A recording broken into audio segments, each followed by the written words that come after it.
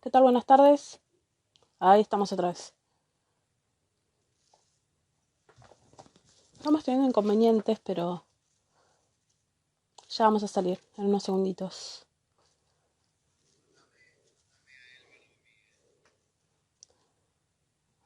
Sí, sí, sí. Estoy esperando que se conecte primero. No me aparece todavía que se conectó.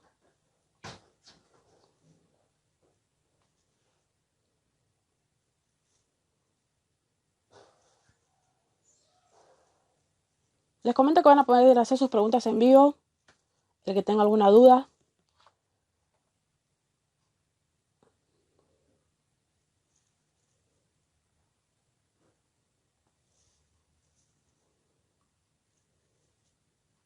Estamos esperando un poquito más.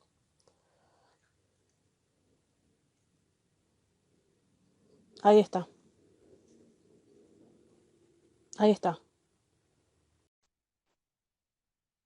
Estamos esperando que se conecte. ¿Listo? Ahí estamos. Ahí estamos. Bueno, corto el WhatsApp. Estamos acá. Espera que me da esto.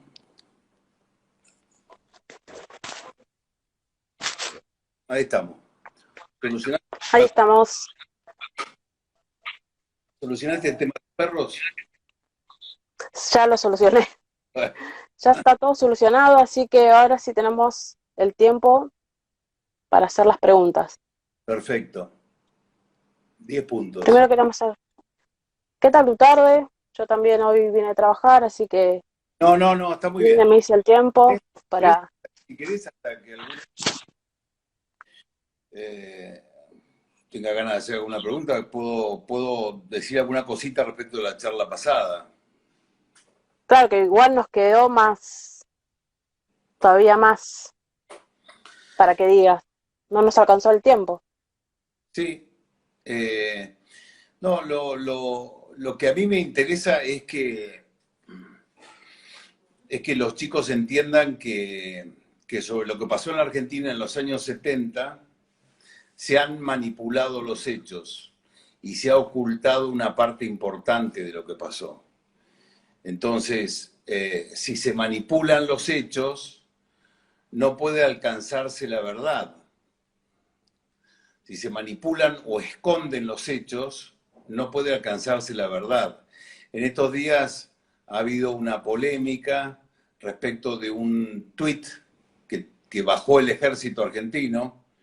Justo te iba a comentar eso. Claro, es un tuit que bajó la cuenta oficial del ejército argentino, en donde se hacía mención a un combate en Tucumán en el año 1975. Entonces lo que pasa es que desde el Estado se está impidiendo recordar la verdad completa de los años 70. O sea, es el mejor botón de muestra que se puede mostrar. Se está impidiendo conocer la verdad completa de lo que pasó en los años 70. Porque si no se entiende que hubo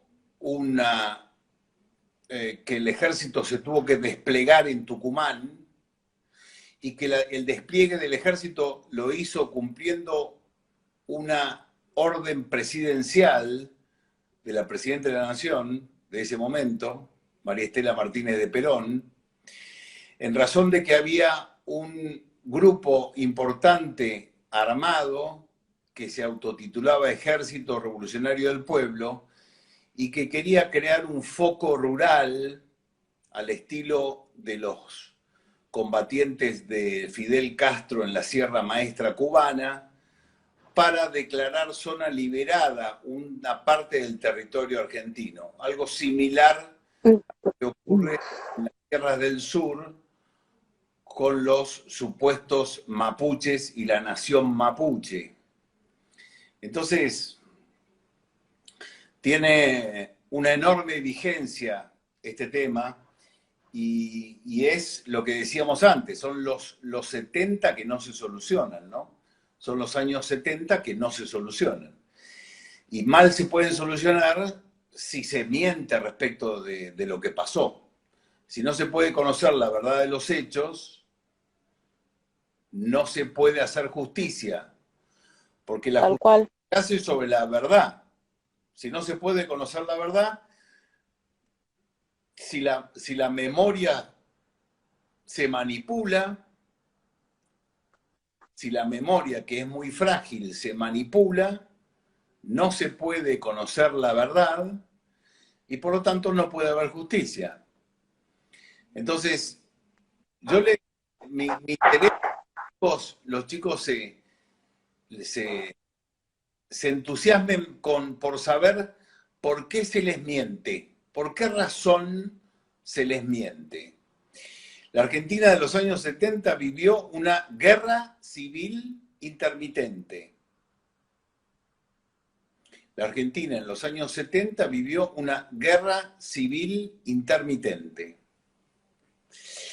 La verdad histórica es que no hay entre los argentinos absolutamente ningún sector libre de culpa y de errores por los violentos enfrentamientos de aquellos años. Y la pacificación nacional y la reconciliación nacional son los objetivos que debieran dirigir la política, la alta política, para solucionar esos problemas. Pero esas tres cosas que acabo de decir yo, que la Argentina vive una guerra civil intermitente, que no hay absolutamente ningún sector libre de culpa y de errores por los violentos enfrentamientos del pasado, y tercero, que es necesario caminar hacia la pacificación y la reconciliación de los argentinos, no las inventé yo. Esas palabras son sacadas de un acta que en el año 1989, gobierno de Carlos Menem, los jefes montoneros, Seguro. Mario Firmenich, Roberto Perdía, Vaca Narvaja, Obregón Cano, etcétera, etcétera, firman en lo que llaman Acta de Pacificación y Reconciliación Nacional y entregan a los pies de la Virgen de Luján en la localidad de Luján, ante escribano público. O sea, en el año 89, los jefes montoneros decían la verdad. Los argentinos habíamos pasado un conflicto interno severo al que ellos llamaban guerra civil intermitente. Decían los jefes montoneros en ese momento, nadie dejó de cometer errores, incluidos nosotros. Caminamos hacia la pacificación. Resulta que años después, porque la memoria es muy lábil, la memoria es muy débil, si uno asienta las cosas sobre la memoria, es como asentarlas en una arena movediza. Entonces, como la memoria es muy débil, ahora los montoneros que sacaron un documento hace poco tiempo, 50 años los montoneros, se olvidaron. Celebrándolo. Se olvidaron. Ahí lo que se afirma es que no hubo ninguna guerra interna, sino que fue solo una cacería de jóvenes idealistas que pensaban distinto. Nadie más se equivocó que las Fuerzas Armadas y Fuerzas de Seguridad. Fueron los únicos que se equivocaron, que cometieron gravísimos errores, y no hay ninguna pacificación ni reconciliación, sino que los únicos responsables de todo son las Fuerzas Armadas y de Seguridad. Entonces, es muy importante que los jóvenes sepan que lamentablemente la verdad no es un bien muy valorado en nuestra clase dirigente hace muchos años. Incluyo porque los militares también mintieron. Los militares también tampoco nos dijeron todas las cúpulas militares. Entonces, es imprescindible que los argentinos salgamos de la trampa del odio, de la mentira y del rencor, y esto lo hace solamente la alta política.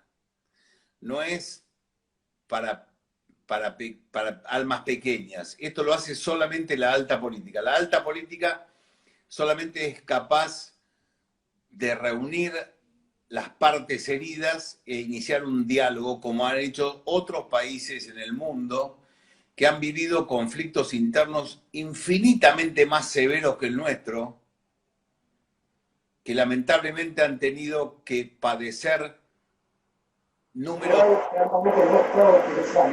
absolutos mayores que los nuestros respecto de las víctimas de ese conflicto interno, y que sin embargo con dirigencias sabias y prudentes han sabido salir del conflicto y no ahondar el conflicto. Porque ¿cómo se ahonda el conflicto? ¿Cómo se ahonda? A ver, ¿cómo puedo darle un ejemplo de una dirigencia que no se ha comportado con inteligencia para esto? Y cuando se designa como secretario de Derechos Humanos a Eduardo Luis Duhalde y Rodolfo Matarolo, que eran dos integrantes de las organizaciones guerrilleras. Tal cual. Entonces es imposible. Entonces, a ver, pareciera ser que hay dos sectores cristalizados. Y yo soy oficial del ejército y lo puedo decir. Hay un sector muy pequeño de camaradas del ejército que no aceptan reconocer la enorme cantidad de atrocidades que se cometieron. Pero también hay un sector de la sociedad argentina muy minoritario, pero con muchos recursos y mucha plata y mucho apoyo, que dice que ellos solamente eran jóvenes idealistas que luchaban por la vuelta de la democracia y los derechos humanos y contra las dictaduras militares, lo cual es una mentira flagrante. Mentira. Entonces, si dejamos en manos de los dos sectores radicalizados la solución del problema, no se va a solucionar. Ahora, lo que pasó con el sábado con el tuit del ejército es tristísimo. Demuestra en la decadencia que cayó el ejército argentino. Sí, es tristísimo. Digamos, no tiene cómo explicarse. La explicación que dio el ejército de que se habían ofendido algunos argentinos es de una ingenuidad, es una burrada decir eso, porque si se ofendieron algunos argentinos, lo lamento. Lo peor es que siempre terminamos haciendo lo que la minoría dice. Claro, exactamente. Laura, esa es una palabra clave. Los argentinos padecemos la dictadura de las minorías. Se supone que la democracia es el gobierno de las mayorías con respeto a las minorías.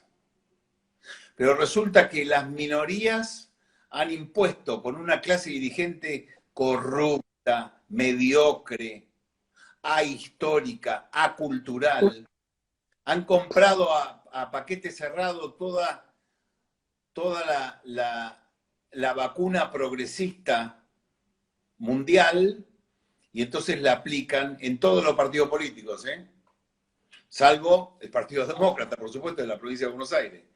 Desde ya. Claro. Pero, mira, yo recién te puedo dar dos ejemplos de eso, de cómo la dirigencia ha comprado ese paquete cerrado ideológico. Hace poco tiempo en la Escuela Superior de Guerra se perdió toda una mañana de los coroneles, mayores, capitanes de navío, etcétera, hablando de la política de género. ¿Sí? Tremendo. Yo recién acabo de entrar en un Google Meeting o alguna plataforma de esas del Club River Plate, del que soy aficionado, porque el Club River Plate, con un dirigente que es pseudo montonero, como es Donofrio, su presidente, promociona con la facultad de no sé dónde unas charlas sobre género. Entonces yo me metí, puse nombre de usuario Marta Roberto D'Angelo y le pregunté, ¿y qué tiene que ver River con esta sanata del género?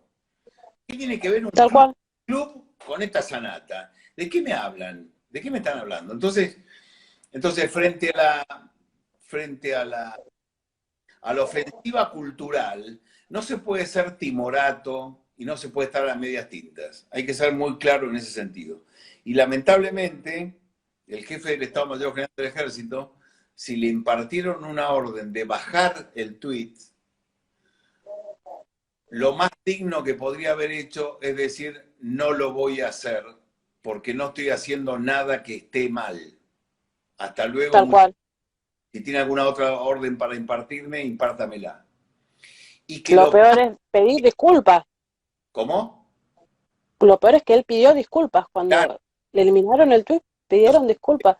Lo que debiera hacer este señor es haber dicho, no, discúlpeme, pero no lo voy a bajar, porque no hay nada malo en eso. Estamos recordando caídos en combate en un gobierno constitucional, no tengo por qué hacerlo. ¿Tiene alguna otra orden para impartirme? Y me voy. Entonces, que me echen del ejército, que me echen. Entonces, paso al bronce y no al barro donde quedó ahora. Ahora quedó en el barro porque cualquier argentino con dos dedos de frente dice, ¿cómo puede ser que le impidan al ejército recordar a sus caídos? El ejército forma hombres para quitarle la vida al enemigo y aún hasta ofrendar la propia en defensa de los más altos intereses nacionales. ¿No es cierto? ¿Y cómo alimenta ese fuego? Los ejércitos combaten proares et focis, por los altares y por los fuegos, combaten por nuestros antepasados, por nuestra historia, combaten por el legado cultural que nos dejaron nuestros antepasados, combaten por los altares y por los fuegos, como decía las legiones romanas. Entonces, es una vergüenza que haya pasado eso, y esto marca que hay un interés en tener una historia oficial inconmovible, inmodificable, indiscutible. Y eso no va a suceder. Quieren borrar la historia, borrar la historia con todo lo que hacen. No va a suceder. Nosotros estamos, todos los integrantes de la estamos empezando a armar los actos para homenajear el 5 de octubre a los caídos en Formosa, a los caídos en el regimiento de Formosa, entre ellos el soldado Dormindo Luna. Entonces, no van a lograrlo eso. No van a lograrlo. Pero vamos, ¿hay alguna pregunta de algún chico? Sí, tengo acá una pregunta. El kirchnerismo es quien se ocupó de marcar las diferencias y eso fue algo que le sirvió. ¿Qué rol cumplieron Néstor y Cristina? ¿Cómo, perdón? ¿Qué rol cumplieron Néstor y Cristina en la década de los 70? Bueno, ellos eran estudiantes en La Plata.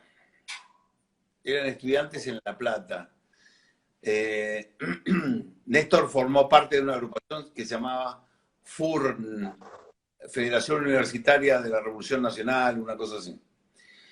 En los 70 ellos no cumplieron ningún rol, porque si la juventud argentina, la juventud maravillosa, a la que ellos homenajean, la juventud que era lo mejor de esa generación,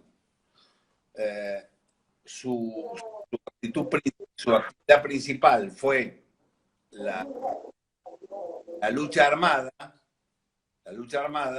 bueno, pues ellos no participaron de la lucha armada, se borraron, mientras el resto de los que ellos dicen que era la juventud maravillosa y lo mejor de la juventud, dicen que hicieron la lucha armada para dejarnos una Argentina mejor, ellos se borraron, no participaron, fueron cobardes, por lo menos cobardes. Cuando fueron al sur se dedicaron a hacer plata con una circular famosa del gobierno militar, la 1050, que les permitió desde su estudio de abogados ejecutar a deudores hipotecarios y llenarse de propiedades ejecutando a gente que no podía pagar su hipoteca.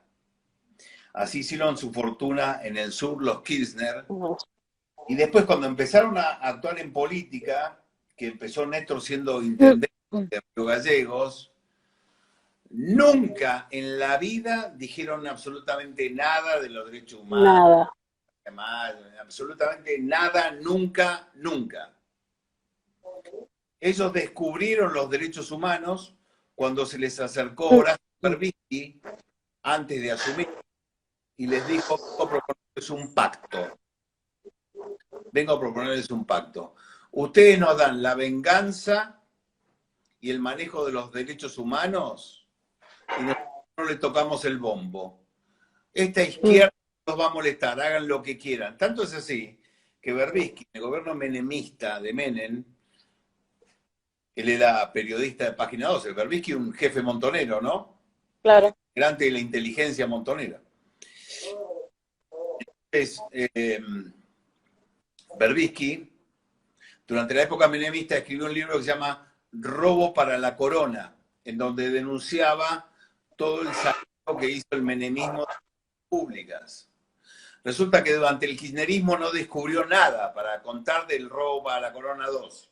O sea, le entregaron al kirchnerismo el saqueo del país y ellos quedaron, les armaron el escudo ético de los derechos humanos. ¿No es cierto? Y les sirvió. En donde se ha mentido de una manera escandalosa.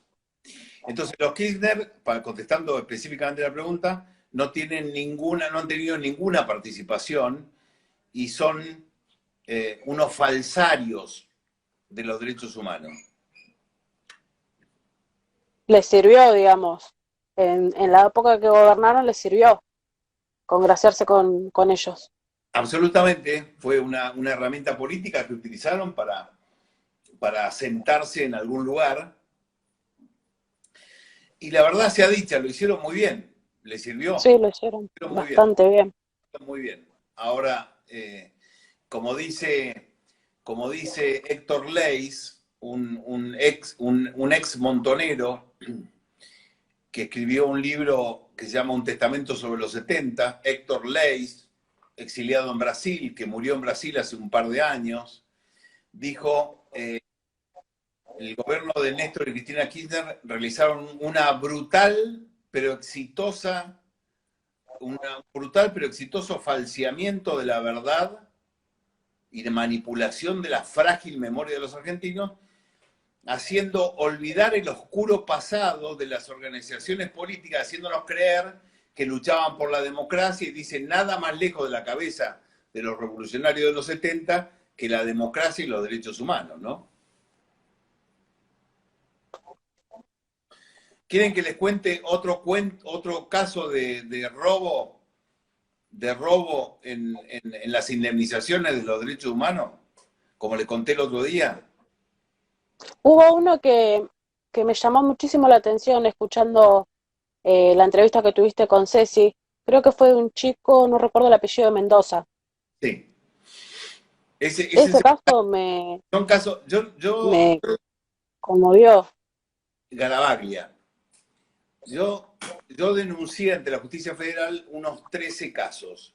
Los casos que denuncié son un poco punta del iceberg de lo que hay detrás. O sea, lo que yo estoy denunciando ahí, le pregunto al juez cuántos más de estos casos hay, ¿no es cierto?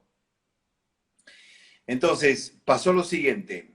En el año 1979, gobierno militar, ya la guerrilla estaba muy golpeada, ya prácticamente en los centros urbanos más importantes había muy poca actividad guerrillera. Año 1979. En San Rafael, Mendoza, mucho menos, cero prácticamente. En 1970, claro. En enero, un grupo de chicos de San Rafael se van a cazar peludos a la zona del Nihuil. Se van 4 chicos y un adulto mayor, padre de uno de los chicos. Se van, pasan 5 días ahí y al 5.º día vuelven todos, menos Oscar Jesús Garavaglia. La pregunta, ¿qué pasó con Oscar? ¿Qué pasó con Oscar? Y dicen, no sabemos, se perdió porque dijo que se iba al baño, después desapareció, y gritamos, llamamos, buscamos y no lo encontramos. Bueno, al día siguiente va Vaqueanos, Policía de la Provincia, el Aeroclub de San Rafael, etcétera, a sobrevolar la zona, a revisar la zona, a buscar a Oscar Jesús Garavaglia en una búsqueda que duró por lo menos 15 días. Imagínense la desesperación de la familia. Claro. 1979. La cuestión es que los cuatro que habían estado con Garavaglia empezaron a ser mirados con sospecha, porque decían, pero ustedes tienen que saber algo, a qué hora se fue, qué pasó, y decían, no. Claro. Dijo que se iba al baño y no apareció más. Así pasó. Se inició una causa penal contra esas 4 personas. Se inició una causa penal y estuvo activa esa causa penal en la justicia de Mendoza durante 18 años. Muchísimo tiempo. 18 años se los sobreselló.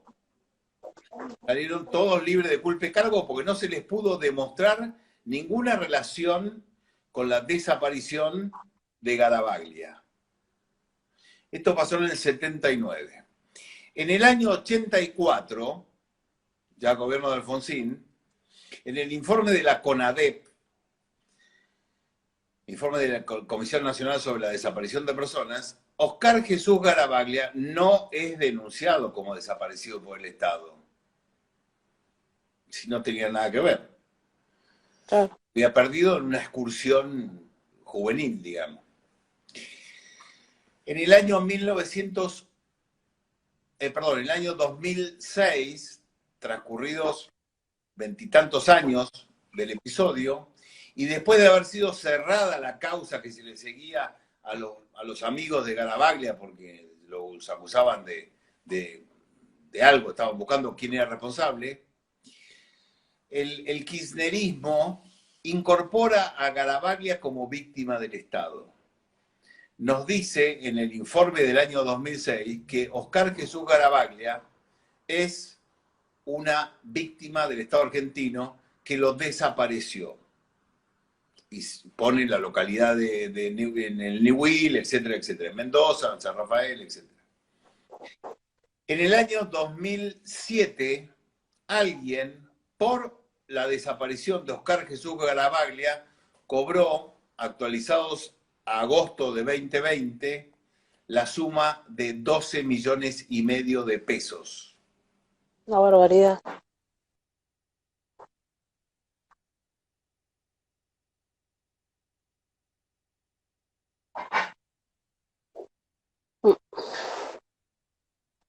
Uy, no se escucha. Bueno, a ver.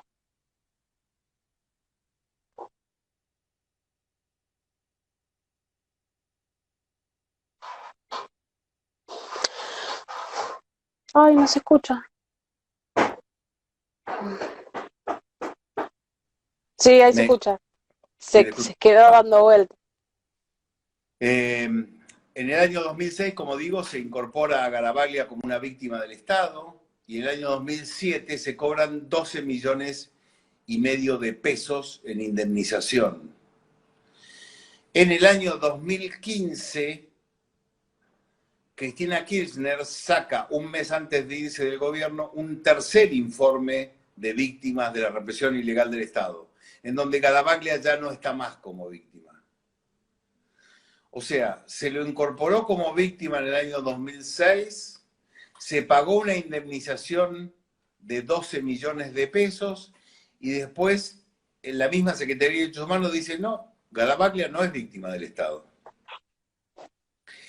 Yo hablé con la madre de Garavaglia, porque además el caso Garavaglia en San Rafael Mendoza fue un caso muy divulgado, porque era un chico conocido de la ciudad, del pueblo, que se había perdido en el Niwil y que bueno, la gente salió a buscarlo, etc. Así que salió en los diarios mucho tiempo. Entonces yo hablé con la madre y la madre me dijo, porque se sorprendió con mi pregunta, ¿y usted, señora, en 1984, por qué no lo denunció como víctima del Estado? Y no, me dice, porque no nunca pensamos que podía ser víctima del Estado. Ah, y en el 2006, ¿por qué, sí se lo denunció? Y porque vino un abogado y me dijo que lo denunciemos como víctima del Estado. Ah, Entonces, la pregunta que yo le hago al juez en la denuncia es, señor juez, lo que le pido es, dígale a la Secretaría de Derechos Humanos que le alcance la carpeta, el legajo de Garavaglia, porque allí tienen que estar las constancias que permitan demostrar que a Oscar Jesús Garavaglia lo hicieron desaparecer agentes estatales. Le digo, va a tener un problema, porque hay una causa judicial que se le siguió durante 18 años a las 4 personas que estuvieron con él hasta el último momento y no se le pudo demostrar nada. Así que a lo mejor nos encontramos con una sorpresa y descubrimos en el legajo de Oscar Jesús Garavaglia por qué causa se lo puso como víctima del Estado. Pero después se lo sacó. Después se lo eliminó como víctima del Estado, ¿no es cierto? Entonces, ese es otro caso escandaloso en donde yo le planteo al juez, ¿cuántos casos más como estos hay? En donde, claro. en donde no sabemos quién es, porque si se atrevieron a poner un chico que no tenía, como me dijo la madre, no tenía militancia política ninguna militancia política tenía. Si se atrevieron a poner un chico que fue a cazar peludo y que desapareció como víctima del Estado, ¿cuántos muertos por la delincuencia común o desapariciones no forzadas están denunciadas y pagadas en indemnizaciones? ¿Sabes cuál es el En tu problema? libro también remarcaste sobre el chico que lo secuestró el clan Pucho y sin embargo también figura como desaparecido. Exactamente, exactamente. Ese es el caso. Todos habrán visto o la película o la serie El Clan, que creo que lo están dando ahora por televisión. Lo siguen dando por televisión, El Clan, en donde actúa Francella como Puccio y demás. Y todos recuerdan Claro. a Arquímedes Puccio.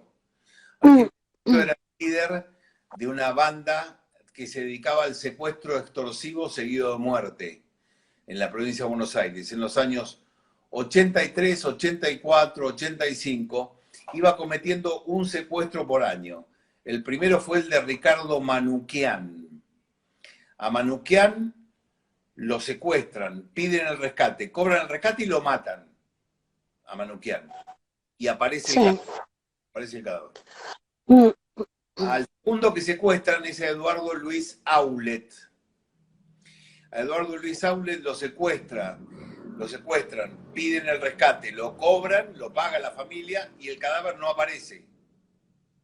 Lo entierran clandestinamente. Después intentan secuestrar a Emilio Naum, pero se resiste en su auto y lo terminan matando en su auto.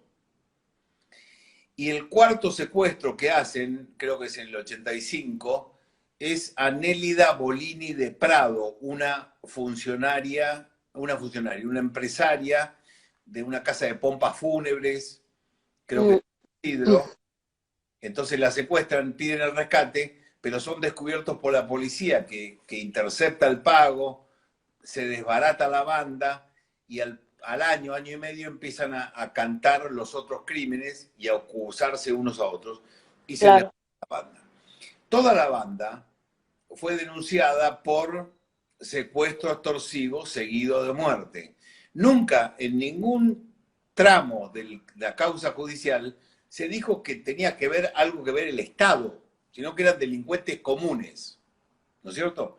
Por lo tanto, sus crímenes no eran crímenes de lesa humanidad, ni atribuidos al Estado, eran delito común. Esas causas que se le siguió a toda la banda llegaron hasta la justicia, hasta la más alta instancia de la justicia provincial, que es la Corte Suprema de la Provincia de Buenos Aires, cerró el caso con esa calificación, etc. Esto pasó, como te decía, en el año 83, 84, 85, y el desbaratamiento de la banda vino en el 86, 87, 88, ahí. El caso Pucho estuvo dando vuelta mucho tiempo porque Arquímedes Pucho era un personaje y porque uno de los hijos, Alejandro, que había sido jugador de los Pumas, de la selección argentina de rugby de los Pumas, Sí, recuerdo. intentó suicidar en el Palacio de Tribunales y se tiró una palomita por el foso, si conocen tribunales, hay hay una especie de patio interior, se tiró de un tercer piso y cayó en el techo de un kiosco, etcétera, y sobrevivió, se casó en la cárcel. Bueno, toda la novela Puccio estuvo mucho tiempo dando vueltas. Resulta que en el año 2006, el kirchnerismo nos dice que Eduardo Luis Aulet era una víctima del Estado. Lo cual era un absurdo. Yo llegué a hablar con la mujer de Aulet, con Rogelia Pozzi, que no podía creer lo que yo le estaba contando, que había sido puesto su marido como una víctima del Estado en el libro, en el registro de víctimas del Estado. No lo podía creer. Por supuesto, ahí nadie cobró indemnización, no se cobró, o por lo menos no tenemos constancia de que se haya cobrado indemnización. Claro. Así que sí. Entonces, te doy otro caso. Nora Lía Marquardt. Nora Lía Marquardt, ¿vos sabés quién es? Yo tampoco sabía quién era hasta que me puse a investigarlo. Claro. Pero ¿de dónde salió? Es que la encontré en el listado de víctimas del accionar represivo ilegal del Estado. Entonces yo dije, ¿quién es esta mujer? ¿Por qué está puesta como una víctima de la represión ilegal? Vamos a ver su historia. Muy bien. La historia nos la cuenta la revista Estrella Roja del ERP. La revista Estrella Roja del ERP, no me acuerdo en qué edición, nos dice en una sección que se llamaba Crónica de la Guerra Revolucionaria, en donde relataban todos los hechos de violencia política que hacían en el país durante un gobierno democrático, nos cuenta 25 de noviembre, Córdoba. El Comando Héroes de San Martín del ERP intentó expropiar el dinero que transportaba un camión de caudales. En la acción murió combatiendo heroicamente Nora Lía Marquardt, alias Sargento Clara. Sí, recuerdo. Quiere decir que una banda ilegalizada por el gobierno peronista, porque a través de la lucha armada quería derrocar al gobierno peronista e instaurar un régimen socialista. Estaba ilegalizada por el gobierno peronista. Con organización militar, grados militares, esta mujer le decían Sargento Clara, ¿verdad? Armamento. Deciden robar un camión de caudales para robar la plata de un camión de caudales, ¿no? Sí. Se enfrenta con los dos custodias del camión, los hiere a los dos, aparece la policía, hieren a un policía y se escapan, pero queda muerta Nora Lía Marquardt, alias Sargento Clara.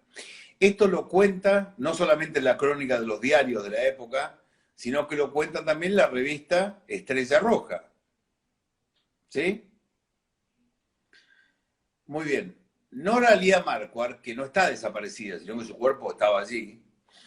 Claro. En el año 2006 es puesta por el kirchnerismo como víctima de la represión ilegal del Estado.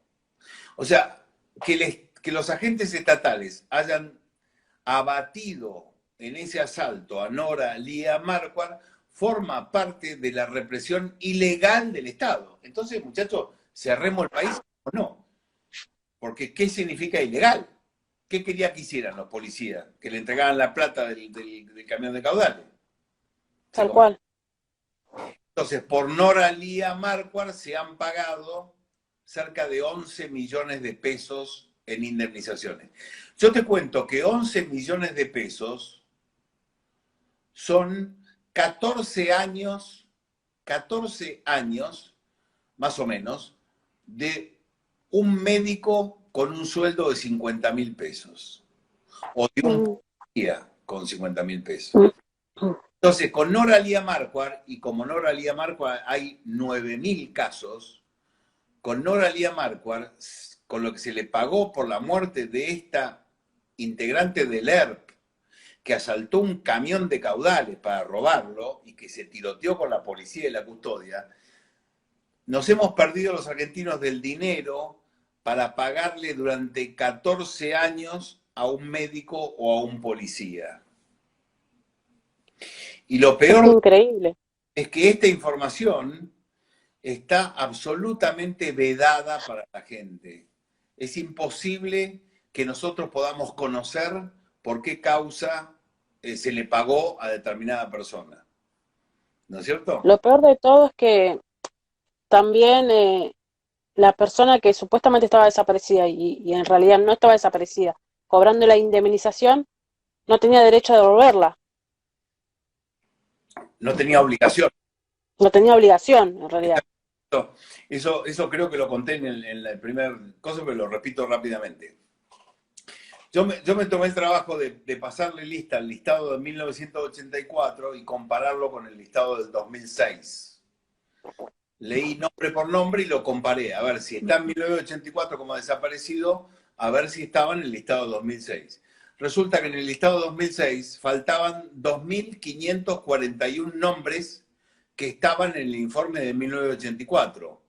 ¿Cómo se entiende esto? Y en el año 1984, el Estado nos dijo que había 2.541 personas, perdón, que había casi 9.000 personas desaparecidas, pero el Estado en el año 2006 nos dice que de estas 9.000 personas, casi 2.500 eran falsas, porque las saca del nuevo listado. Claro. Le voy a contar un ejemplo. Ida Luz Suárez. Nadie sabe quién era Ida Luz Suárez, yo tampoco, pero me puse a investigar quién era Ida Luz Suárez. Ida Luz Suárez figuró como una persona desaparecida en el año 1984. Nos dijeron que era un desaparecido por el Estado.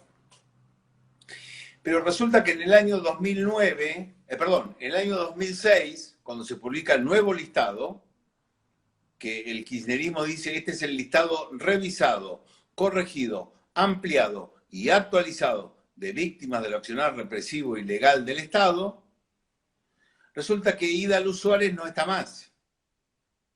Y así como ella, 2.541 personas, pero concentrémonos en Ida Luz Suárez.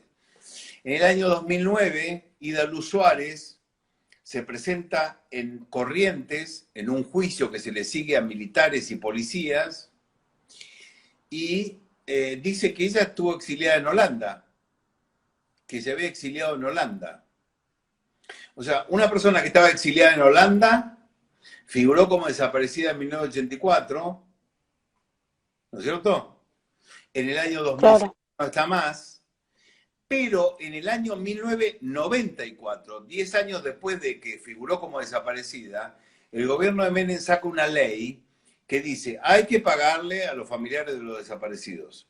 Pero el artículo 5 de esa ley dice, si el desaparecido reapareciera, no tendrá obligación de devolver el beneficio si lo hubiera cobrado. ¿Se comprende? O sea, los legisladores nuestros hicieron una ley que permitió que 2.541 personas que figuraron como desaparecidos, pero que no estaban desaparecidos, como Ida Luz Suárez, pudieran cobrar una indemnización muy millonaria, actualizada son 11 millones de pesos, pero no estaban desaparecidos. O sea, ¿qué ha pasado? Los argentinos le hemos dejado a la izquierda revolucionaria derrotada por el pueblo argentino, porque no se la podía haber derrotado si el pueblo argentino no le daba la espalda a esa izquierda loca. Les hemos dado el manejo de la historia reciente, el manejo de los derechos humanos, y les hemos dado un coto de casa en donde tienen millones y millones y millones y millones de pesos del Estado argentino, de los argentinos, para disponer. Porque la cantidad de plata que se ha pagado en indemnizaciones, yo ya se los dije, son actualizados 150.000 millones de pesos. Increíble. Entonces, es algo que nos tiene que preocupar. ¿Tiene alguna preguntita o les cuento otro caso? Sí, sí. Acá tengo una preguntita. ¿Qué opinas con respecto a Sacheri y Bruno Genta? Bueno, yo tuve oportunidad de conocerlos a los dos. a conocerlos a Jordán Bruno Yenta y a Carlos Sakeri. Los dos eran amigos de mis padres. Los dos eran amigos de mi padre. Yo estuve en un acto en donde habló Jordán Bruno Yenta un mes antes de que lo mataran en Buenos Aires. Yo era un chico, tenía 16 años más o menos aproximadamente, 16, 17 años, y fue un luchador por la verdad. Yenta venía de la izquierda. Yenta venía de la izquierda y se convirtió, por su fe, se convirtió al cristianismo, al catolicismo, y fue un maestro de la verdad. Una persona que era una persona muy, muy destacada en la izquierda por su pensamiento, pero que hace una conversión de fe y produce un movimiento importante de sus ideas.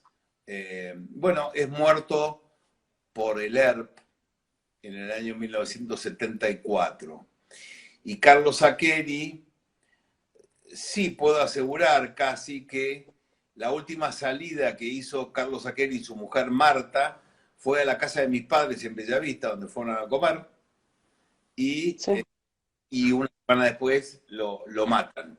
Lo matan cuando volvía de misa un domingo, con todos sus hijos adentro del auto. Tremendo. 7 u 8 hijos, se ponen un auto al costado y le pegan un tiro en la cabeza que baña de sangre a su mujer y a sus hijos. Y eso fue en el 74 también. Y a él sí que lo mataron, a él y a Yenta sí que los mataron por sus ideas. A ellos sí que los mataron por sus ideas. Ni Yenta ni Sakeri estaban, como Nora Lía Marquardt, asaltando un camión de caudales, ni como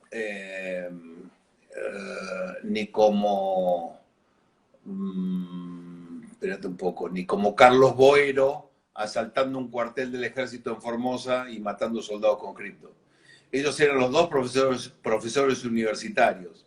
Sakeri había denunciado la infiltración marxista en la Iglesia Católica. Había denunciado a los sacerdotes del tercer mundo, etcétera, como una parte de la infiltración marxista en la Iglesia. Y bueno, lo mataron a los dos. Tristísimo. Es tristísimo, la verdad. Muchísima investigación, muchísimo material, muchísimo tiempo investigando, incluso ¿te costó también conseguir información para hacer el libro? Mirá, el Estado me ha negado información todo el tiempo. El Estado, tanto del kirchnerismo como el macrismo, me ha negado información. Yo he tenido que obtenerla como hacen los periodistas por izquierda, digamos. Claro. Investigando me han dado información que ahora puedo utilizar en lo que escribo y denuncio, ¿no? Ahora yo estoy escribiendo un artículo sobre el ministro Goyán, el ministro de Salud Pública, de Salud de la provincia. ¿Lo conté la vez pasada? No. El ministro Goyán es el ministro de Salud de la provincia de Buenos Aires. Al que Miguel Ángel Pichetto le dice el doctor muerte. Goyán militó en los Montoneros en la provincia de Santa Fe. Militó, según cuenta él en uno de los reportajes que ha dado, militó desde el año 1973 hasta el año 1976, en que durante el gobierno militar es detenido en Santa Fe, en Rosario, y es puesto preso. Él militó en Santa Fe desde el año 73. Y en Santa Fe, yo me he tomado el trabajo de meterme en el sitio digital que les recomiendo, que se llama ruinasdigitales.com, y entonces he bajado todas las revistas Evita Montonera desde el 73 en adelante, pero hasta el 76, dedicado, se llama ruinasdigitales.com. Me he dedicado a anotar todos los hechos de violencia política que había hecho Montoneros en la provincia de Santa Fe, ya sea en la ciudad de Rosario, en Villa Constitución o en Santa Fe, en ese periodo de tiempo en que en el que Goyán militó. Bueno, son cerca de 300 hechos. Asesinato, explosivos, secuestro, etcétera, etcétera. Goyán, en el reportaje que da, uno de los reportajes, a un sitio web que se llama El Pájaro Rojo, él dice que él lo que cuenta que lo único que hizo fue pintar paredes. ¿Se entiende? Sí. Él tuvo suerte, porque Montonero se dedicó a matar gente, a hacer gobierno constitucional, estoy hablando, peronista. Claro. Gobierno constitucional peronista. Pero Goyán tuvo suerte y lo único que le encomendaron fue pintar paredes. La cuestión es que el tipo en el año 1976, en julio, es detenido. Y en el operativo de detención participa, lo cuenta él, un tipo que se llama Baravalle, que es el que lo entrega, junto con su mujer Graciela Porta. Él cuenta, los traidores, Baravalle y Porta fueron los que me denunciaron. Es más, Baravalle fue en el operativo y fue el que me marcó cuando entraron a mi casa, bla, bla, bla. Muy bien. La cuestión es que lo ponen detenido y permanece detenido. 76, 77, 78, 79 y en el 80, por pedido de un familiar conocido de los militares, lo dejan salir y se va a Alemania. En Alemania estudia 2 o 3 años de medicina, pero perdón, no se fue a la Alemania comunista, No, obvio. La Alemania del Este no se fue a la comunista, no, se quedó de este lado del muro, se quedó en la Alemania capitalista.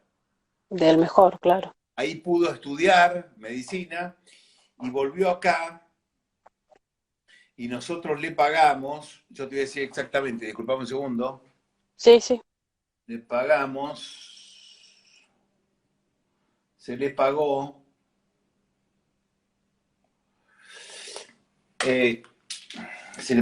en el año 1994, cobró, actualizados a agosto de 2020, 10.636.028 pesos.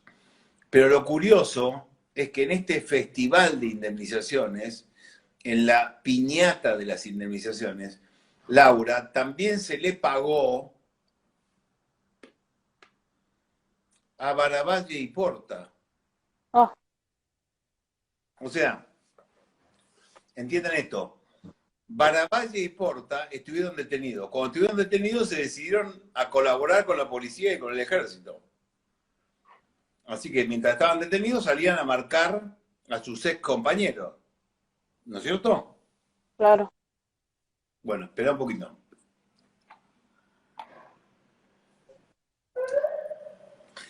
Baravalle cobró 457.379 pesos por el tiempo que estuvo detenido, y Porta, que se ve que tuvo menos suerte, cobró 8.945.750. Muchísimo. Entonces, Baravalle, con lo que cobró Baravalle, estamos contando un ejemplo, un ejemplo estamos contando. Con lo que cobró Baravalle, se podía haber pagado los servicios de un médico por 3 años en la Argentina. Con lo que cobró Porta, se podrían haber pagado 14 años de un médico en la Argentina. Y con lo que cobró Goyán, se podrían haber pagado 17 años de un médico en la Argentina. Entonces, tenemos que tener noción que los argentinos le hemos entregado a esta izquierda derrotada, mesiánica, que en los 70 intentó asaltar el poder con las armas, le hemos entregado el manejo de los derechos humanos, millonarios recursos para seguir alimentándolos, y les hemos entregado un látigo para perseguir opositores. ¿No es cierto? Y las víctimas Las víctimas olvidadas y borradas. olvidadas. soldado Maldonado y el subteniente Verdina es borrarlos de la historia. Borrarlos de la historia. Creo que comentamos un artículo que me sacó Infobae en estos días. Por Sí, eso. justamente te iba a preguntar qué fue ayer, antes de ayer, ¿no? Sí. Antes de ayer sacó un artículo que decía un tuit no cambia la historia, bajar un tuit no cambia la historia, y al final decía que intrascendentes funcionarios habían eliminado de la memoria oficial el recuerdo de Maldonado y Verdina, pero nadie los iba a borrar de la historia argentina. De la historia, sí. Y lo que lograron, porque son tan inútiles, que lo que lograron es que todos los argentinos ahora sepan quiénes eran Maldonado y Verdina, ¿no es cierto? Es tristísimo, tristísimo, tristísimo, tristísimo. Me parte a mí el corazón. Hago un desafío a los chicos. Chicos, este tema de los 70 tiene una enorme actualidad. En la actualidad nos gobierna un gobierno que se apoya en los 70, o sea, su sustento ideológico son los 70, o sea, son una mentira. O sea, si gente mayor le puso la cámpora a la agrupación juvenil, es que se están riendo de esos chicos, porque Cámpora era el personaje más oscuro, era un felpudo de Perón. Perón decía, Camporita, ¿qué hora es? La que usted quiera, mi general. Era un obsceno obsecuente de Perón, que Perón ni siquiera se gastó en venir a la Argentina para la asunción de Cámpora como presidente. Y a los 49 días lo echó a patadas, lo hizo renunciar. Ahora, justamente te iba a hacer una pregunta sobre eso. ¿Qué tenía que ver la cámpora con el kirchnerismo? Porque todos militan, somos la cámpora, y no tienen la menor idea de la historia. Ellos, a ver, Cámpora es un invento de Perón. Cuando Lanuse acepta, el presidente de facto de la Revolución Argentina, el último de la Revolución Argentina, acepta llamar a elecciones, le pone una cláusula proscriptiva para Perón. Le dice, el que quiere ser candidato tiene que estar en la Argentina, tiene que residir en Buenos Aires. Y Perón estaba en Madrid. Entonces Perón dice, le voy a poner al más obsecuente de los obsecuentes y le voy a ganar las elecciones lo mismo. Y lo pone a Cámpora. O sea, la fórmula era Cámpora al gobierno, Perón al poder. Cámpora iba a ser una transición. Estaba claro que iba a ser una transición. Pero en esa época no había celulares, no había internet, no había nada. Y Cámpora se dejó rodear de influencia de un sobrino suyo, Mario Cámpora, se dejó rodear de la izquierda peronista, y entonces el primer acto que hizo el gobierno fue dejar en libertad a todos los presos. Tal cual, hizo un desastre. Perón desde Madrid empezó a cortarle las señales diciéndole no, hasta que al final lo echó. Lo terminó echando, ¿no es cierto? Y viniendo a la Argentina y haciendo un interinato de... Entonces, para los montoneros, Cámpora es el ídolo, porque fue el que les permitió tener 5 gobernaciones. Después Perón los echó a todos los gobernadores. Intervino Salta, intervino Córdoba, intervino Mendoza, intervino las provincias dominadas por los montoneros. Si no fue Perón, fue Isabel Perón, pero con Perón arrancó eso. ¿Entendés? Entonces... Sí. Entonces, para los K barra los herederos de los montoneros, ¿sabes cómo le decía Perón a los montoneros? Los Mongo Aurelio, como diciendo Mongo Aurelio. ¿Quién? Ah, sí, los Mongo Aurelio. Para los K, Héctor Cámpora, llegaron a tocar el cielo con las manos, porque... José, ¿sabes qué? Nos quedan 20 segundos